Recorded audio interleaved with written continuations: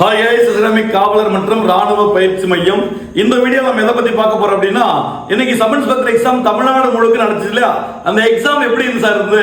ஈஸியா இருந்ததா, நார்மலா இருந்ததா, ரொம்ப டஃப்பா இருந்தா அப்படின்னு கம்பேர் பண்ணி பார்க்கும்போது நிறைய மாணவர்கள் சொல்றது என்னன்னா, எக்ஸாம் வந்து பாத்தீங்கன்னா அதாவது ஈஸின்னு சொல்ல முடியாது, ரொம்ப டஃப்னு சொல்ல முடியாது, நடுத்தரமா வினாத்தாள்கள் இருக்கு. ஓகேங்களா? அதாவது நிறைய மாற்றங்கள்ல வந்து பாத்தீங்கன்னா எஸ்ஐ எக்ஸாம்ல கொண்டு வந்திருக்காங்க. கடந்த ஆண்டு கம்பேர் பண்ணி சொல்ல வந்து பாத்தீங்கன்னா இந்த வருஷம் மெயின் எக்ஸாம்ல தமிழே கொடுக்கல.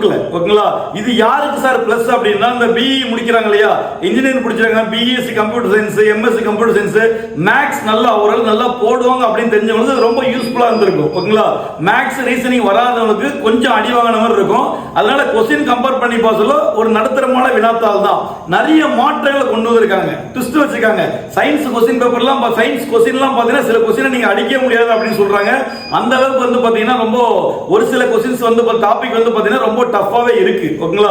இப்போ நான் சொல்றது என்ன அப்படின்னு பாத்தீங்கன்னா, ஒரு 110 இருந்து 115 கொஸ்டின்ஸ் மேல கரெக்டா வரணும் அப்படின்னா பிசிக்கல் கண்டிப்பா மேற்கொள்ளுங்க. ஓகேங்களா? இதுல எந்த ஒரு மாற்று கருத்தும் இல்ல.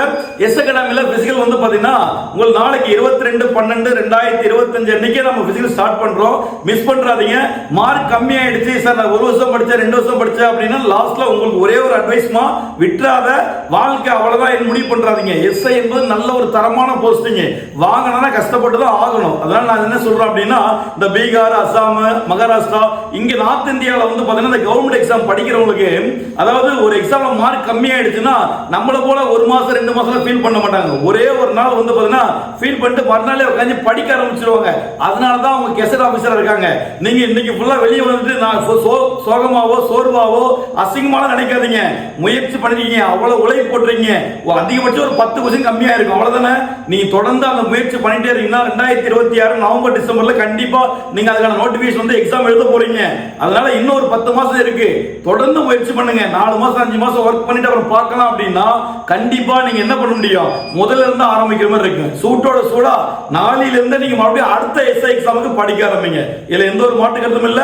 எஸ் அகாடமில வந்து பாத்தீங்கன்னா ஜனவரி மாசம் பொங்கல் முடிஞ்ச உடனே நியூ கிளாஸ் நாங்க ஆரம்பிக்க போறோம். ஏன்னா ஒரு 10 மாசம் நீங்க படிச்சாதான் மொத்த சிலபஸ் நீங்க கவர் பண்ண முடியும். நோட்டிபிகேஷன் வந்ததுக்கு அப்புறம் நீங்க படிக்க ஆரம்பிச்சா கண்டிப்பா கவர் பண்ண முடியாது. அதனால வாய்ப்பை சரியா பயன்படுத்திங்க. இந்த வீடியோ உண்மையாவே நிறைய பேருக்கு வந்து ஆறுதலா இருக்கும். எல்லாருக்கும் ஷேர் பண்ணுங்கம்மா.